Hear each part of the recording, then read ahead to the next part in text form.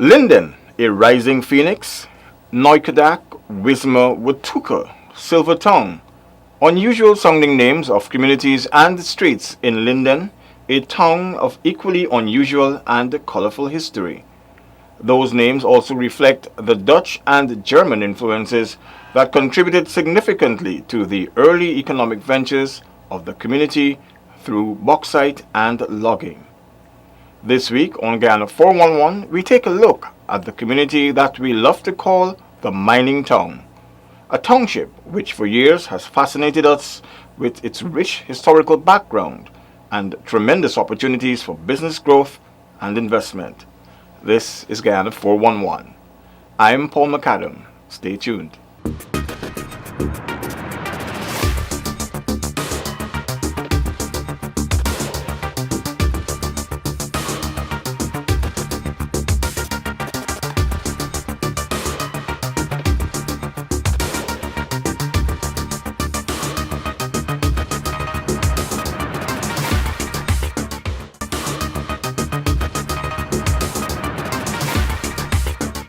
Thank you for joining us. Comprising the communities of Mackenzie and Wisma, Linden is the largest urban center in Guyana. It is the second largest town after Georgetown and the capital of the Upper Demerara Upper Berbice Region 10. The community we know as Linden today, however, is a far cry from that of 2 decades ago. The establishment of this community dates back to the days of Dutch occupancy. The main occupations of those early settlers were sugarcane farming and rubber bleeding. Later, the focus was on the harvesting and transporting of logs. In 1916, when bauxite was discovered in the region, the economic focus shifted and major activities followed the new settlement, Mackenzie. Mackenzie became popular when the Demerara Bauxite Company Limited, Denver, a subsidiary of the Aluminum Company of Canada, Alcan, invested in the settlement. The population of the area increased significantly with the production of bauxite. Linden then was a good place. When I came to Linden in 1973, I had the opportunity to choose where I want to work. So I wrote Lind Mine, I wrote National Insurance in different places. And then responses came positively, and I decided where I should work. We had about 4,000 plus persons at the bauxite company and about 2,000 persons working with contractors. Apart from that, you had a lot of logging. So many things were going on in Region 10. It was a time when if you want to build a fence, you don't call a carpenter. You wait at weekend, you cook a pot of food, neighbors come over and you build a fence. Those were the good days. The economic activities which followed Denver's investment in Mackenzie resulted in major gains for the region. Denver's contributions to the community were numerous, ranging from the construction of schools, churches and clubs, a hospital, a recreational hall, to houses for employees and subsidized electricity. Linden is what you would call back in the 70s, 80s, the late 90s, we call a little America, the region of opportunity, where portions came from all over the country to work in the bauxite industry here, which provided job for over 4,500 employees at the time. People even used to come from the islands and work in Linden. So you find in Linden we're a very unique set of people because what you have, Linden was built on the different culture around Guyana. You have persons from Berbice, you find living in Linden that would have offsprings, have children and settle in Linden, persons from Georgetown, person from Essequibo, basically person from all over the region. The country. Recently, Minister Armour was here to hand over a stove to the nursing hostel in Linden here, and there again shows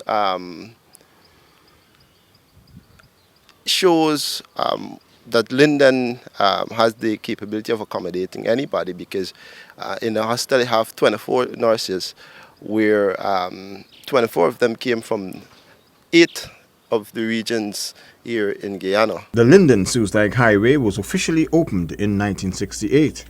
The communities of Wismer, Christiansburg, and Mackenzie were amalgamated in the year 1970, and the area was declared a town. Its first name, Macmerburg, was an acronym of the 3 words. The name was later changed to Linden, after the then Prime Minister Lyndon Forbes Sampson Burnham. The population was less. The economy was thriving and people were more relaxed. We had a good art community. The highway was not here yet 50 years ago. But we did have transportation with the RH car. Being an isolated community, we had certain advantages and disadvantages. We had more discipline with the kids in the area. We had more discipline. We had more functional homes because everybody could carry home a pay package to take care of their family. And extended to that, the people who were not employed by the company could have secured a good living off of the individuals by supplying them with the necessities in life.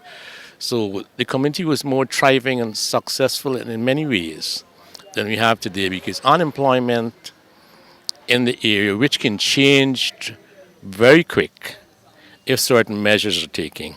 Yeah, it was a nice time in the 80s, back in the 80s. I could remember up to like 1988 was a nice time, because even to 8 and 9 when we went to nationals, I was at Linden Technical Institute, where they call now. The time was Guyana Technical Institute. And at that time when we went to Georgetown for nationals, was the team had to be broken down by 50% in every district. And we worked with everybody from Linden, and we could have fed the entire Linden and assist other regions. So there was something was showing that Linden was on a stepping stone, but now it's looking like it's a falling stone. Nevertheless, people still look forward to coming to Linden. And then there's a period which I call the years between. Just after the 1992 election, I was working then Ministry of Agriculture, still living in Linden. Loan 839 is Government of Guyana IDB project. From then on, things start to go downhill. In all of you recognize there started to be a downturn in the bauxite industry. So once you get a shortage of cash, people now start to the kind of atmosphere and environment that we lived in start to be eroded. More people now struggling to live, and you go 93, 94, 95, 96. I think those were some of our worst years. It's like everybody turned away from Region 10. Investors, people don't want to come home, and the healthy social mix that we had gradually started to erode.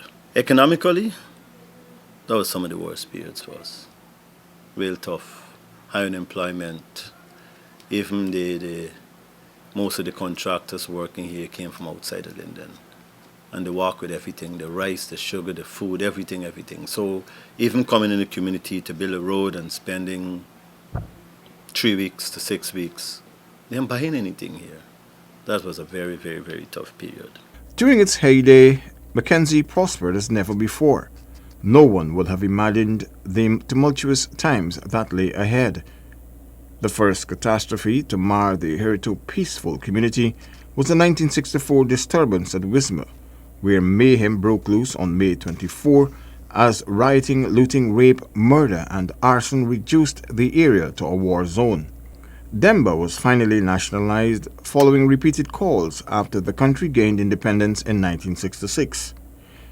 This saw the beginning of several name changes that would take place as the company would change hands over the years. During all of this time, just as the bauxite sector was constantly changing hands, so it was that the economic landscape was changing, and it was definitely not for the better. There would be retrenchments and redundancies until the workforce was reduced to almost a quarter of what it had originally been. Linden today is like at the end of the country. Worse than the country time in years. And we crying for people not just want power and doing nothing, but people willing to work to bring betterment in Linden. We need urgent attention in Linden with this satisfying every way in how Linden being treated. The council, now the municipality doesn't have any money to give anybody anything. You don't have any money. But if you enforce the present laws that you have, you can make Linden a beautiful place. Linden 50 years ago was a much more sanitary and tidy place than it is today. It's dirt. It's garbage. For the past few years, Linden has, been kind of a dark place, stagnant. The poverty level raised, job employment raised, unemployment, in a matter of fact, raised. The bauxite industry went down. You find portions looking or seeking employment in the interior mostly, gold. So you find a lot of men away from their family, which increase a lot of disturbance in homes between parents and children because a father figure is not there, or where you find that unemployment rate is so high that you find women basically doing everything and anything to get by in these times. With a change in central government and the installation of a new regional government, the question is, will Linden rise again?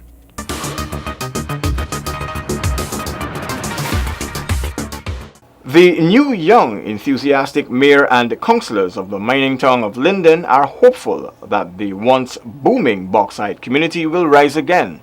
But first, major challenges have to be addressed. I believe the new council bring a fresh breed of young, enthusiastic, fair people who are truly there to develop this town. I believe within the next 3 years or so, we will see massive developments in Linden. For example, and I'm going after this because I want to speak about it at every opportunity I get, it's a turnaround change from a Mackenzie market to having a municipal mall. If we can have these things, then we will start to identify ourselves with the city. So we need to change the entire face of Linden. These structures along the main roadways, we need to have the buildings, etc., upgraded. We want plants, beautiful trees along the driveway. Look out for Linden in a year or two time. From the recently held local government elections, a new batch of community leaders came to the fore to advance the development of their community to foster social cohesion and a better community life. But though the council is enthusiastic and ready to implement its new vision for the transformation of the mining town, some challenges need to be addressed urgently. We inherited a municipality with a debt of over $200 million. We're in the red. And besides that, we are inheriting a township in which the people are severely battered by the difficult past of recent. And we now have to work with the mindset of people to let persons know that you have a chance to make things better, not only for Linden, but for the entire Guyana. Meanwhile, the residents are eagerly awaiting a change in their lives and their community. Whilst they are anxious to see the new council roll out the new plans for development, they are also offering advice. In Linden right now you can see we more or less not developing any way since the past 20-something years. Nothing has been done. If you look around here where we're standing is Republic Avenue. Look at the drains, for instance. There's no other Republic Avenue into such a state in the country. I don't know if this new government in place is looking into these type of things, for instance.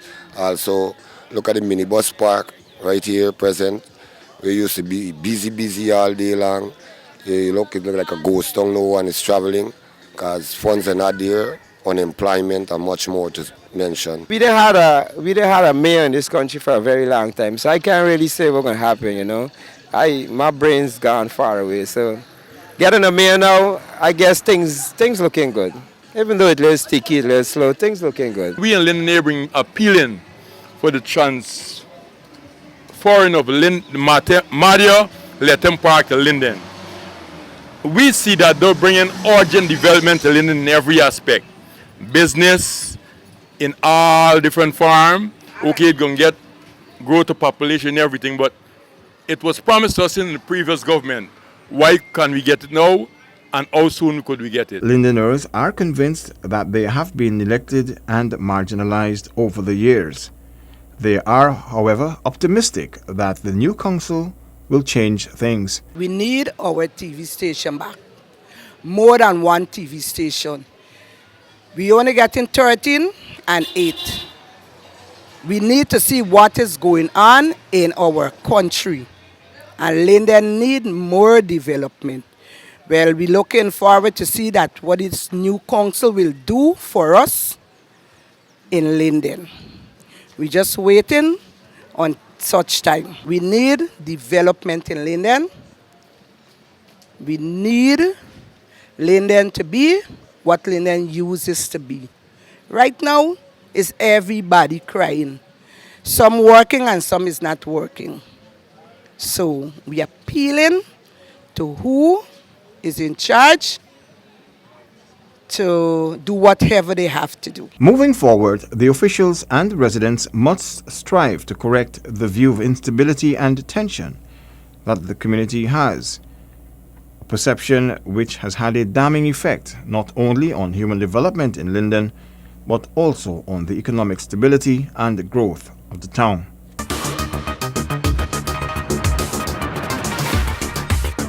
Opened in 1967, the Mackenzie-Wismar Bridge was built by the Demerara Bauxite Company, Denver, to transport ore from the mines located at Wismar and Christiansburg to the processing plant at Mackenzie. The bridge initially permitted both rail cars and vehicular traffic until 2006, when rail cars stopped utilizing the bridge. In July of 2012, a day of peaceful demonstration saw residents occupying the Wismar-Mackenzie Bridge. This day will forever be etched in the community's collective minds, the aftermath of which may also be serving to drive away developers from the community. Linden, home to some 30,000 residents, has seen its fortunes decline over the last 2 decades, and with it came a less than favorable perception of its people.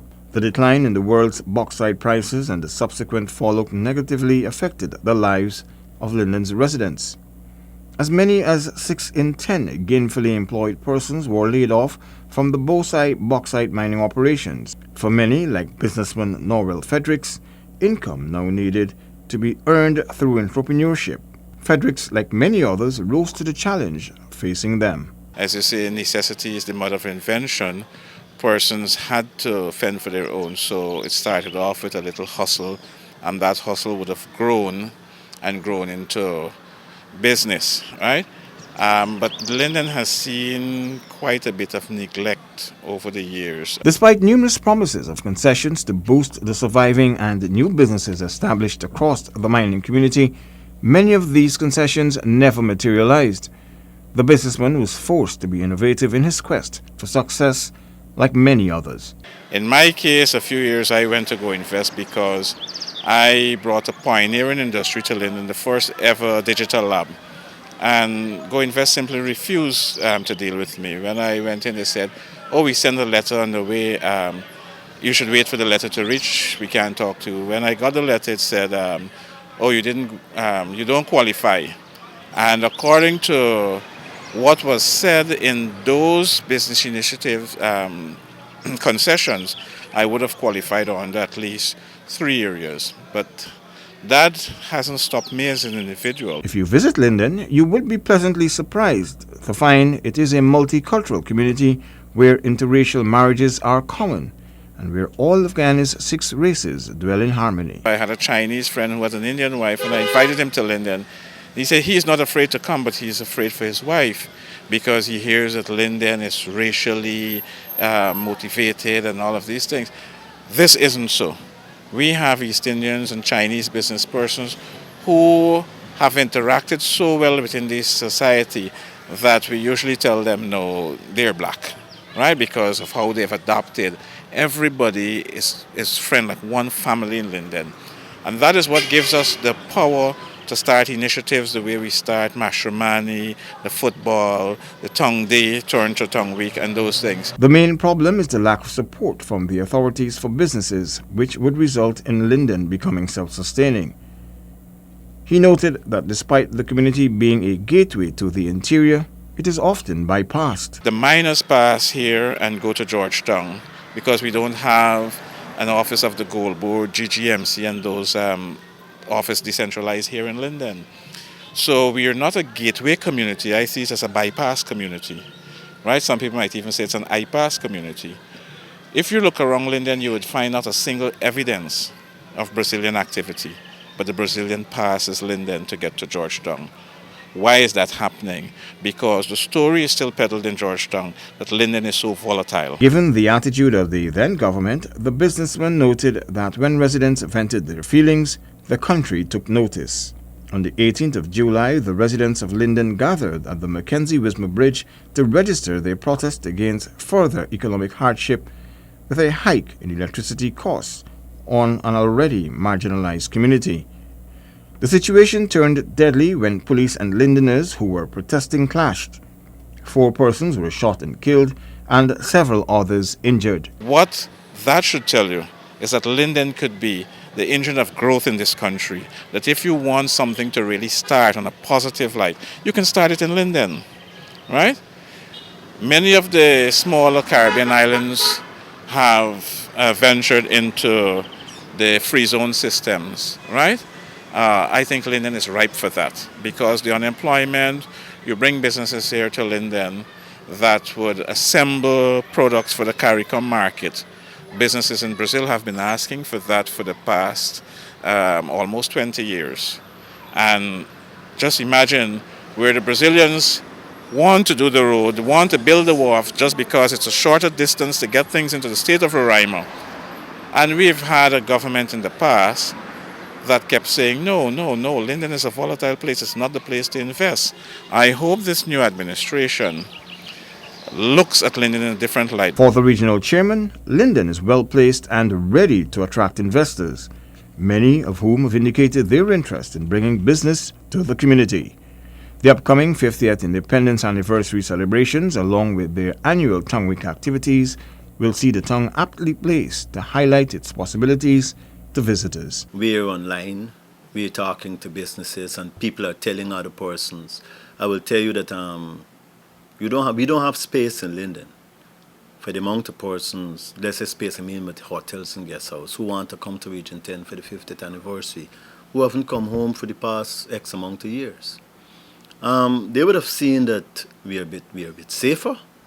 The environment is more conducive for people living in harmony, so they're coming home. The exploration of new opportunities is being pursued to reverse the economic downturn in the fortunes of Linden. We are now looking at the next frontier, which is oil and rare earth as the next frontier, but those things take a long time. So we are working and talking to business persons all over. There are persons looking to come here, showing interest, they want to set up an oil refinery in Region 10. The persons looking at our old airstrip. The persons looking at aluminum plant. The thing on the ground, though, is while people are looking, people want to see things happening right now. And there's where the pressure comes on us, the leaders. For many Lindeners, it is only a matter of time before the community returns to its former glory days.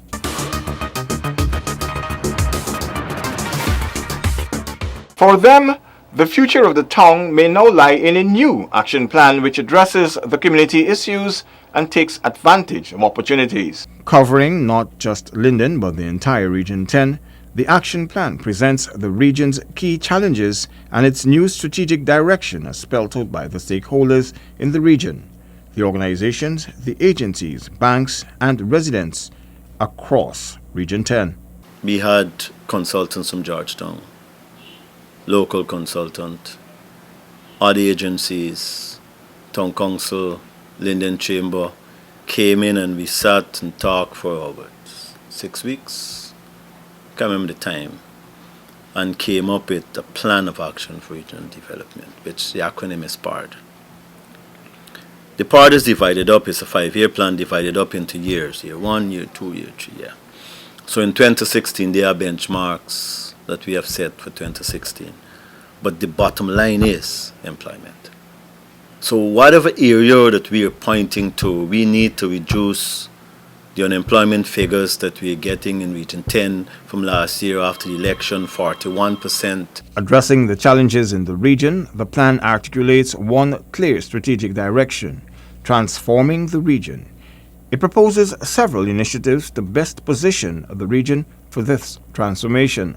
Initiatives like raising the region's profile as a tourist and heritage site, and utilizing its strength in ICT to provide better services to businesses and communities. There is also a planned apprenticeship program to provide young people in the region with the confidence, skills, and experience needed to compete in the job market. One of the things that we recognize too is that these young people coming out of school, when they write an application, 1 year, did somebody need a year experience?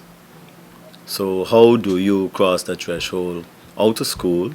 You might go on to LTI, GTI, or some institution, but you don't have that 1 year. From the level of the RDC, we are working on a novel program. We looked at if we could raise $48 million, we could be able to place 200 young people. And I don't want to spell out how young is young, because that is still debatable when I meet with the team, what are the ages. But I have numberless applications, 6 subjects, 7 subjects. So we're hoping if we could attach 200 young people in the first instance to agencies, we call it like a work readiness program, where at that agency you're having a 1 year experience. And we hope during that time to be able to help those persons to go to LTI and extend their studies. Improving the region's physical and transportation infrastructure and making it a productive and resilient landscape is also part of the objectives in the action plan. So right now the RDC, our focus is, as I said, like we are raising the Titanic. Everything in ruins. You're trying to build back now. So you're trying to build back agriculture. There got to be dialogue with people, help them to understand how important it is to plant your own food, to be independent, self-sufficient. We are working with farmers, Linden. Now we got to take this job now to Aichuni, Kokwani, and the Borbis River. We are preparing to go to Borbis River, maybe the next 2 weeks. And the same message to persons is to plant. To complement this, the region is distributing seeds to the farmers. It has also launched a farmers association to support them, even as they're looking towards some level of agricultural mechanization within the region. Apart from that, we are thinking about the linkage between Linden and Kokwani. The movement of goods and services is too costly on this stretch of road that we have there. And if you could have a modern highway or road, if you want to call it, it would bring down costs, it would open up more lands for business, and this decentralization and decentralization. Everything is centralized right now. If you notice in Georgetown, businesses are going out of Georgetown, which is cramped.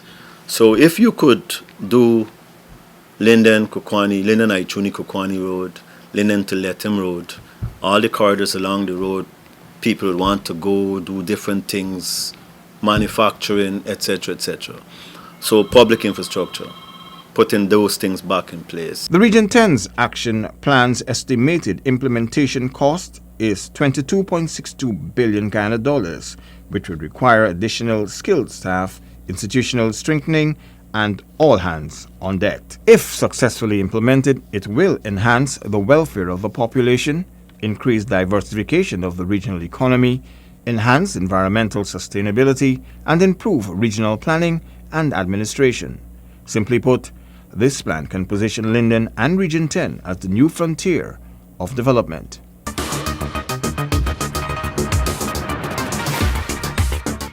By just about everyone's account, the once prosperous Linden has degenerated into one of Guyana's most depressed areas.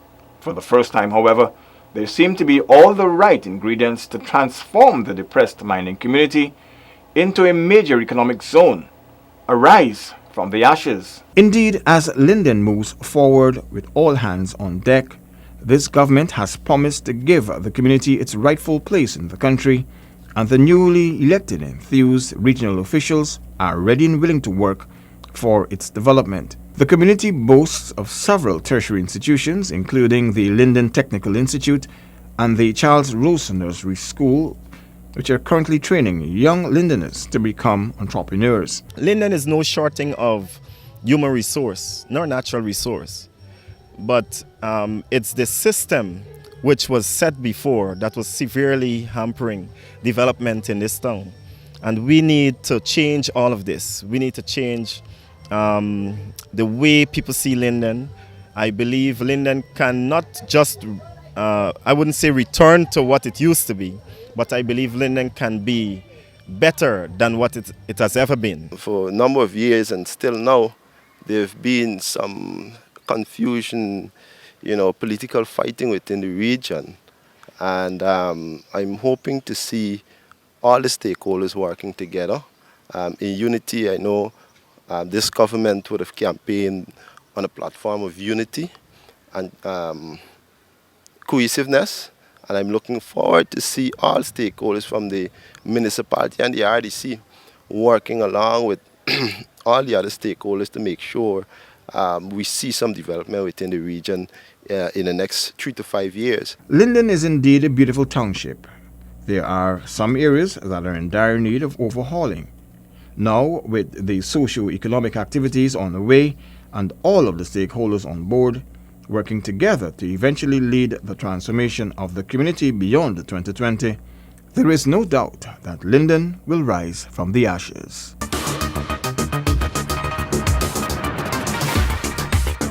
With that, we have come to the end of this week's edition of Guyana 411.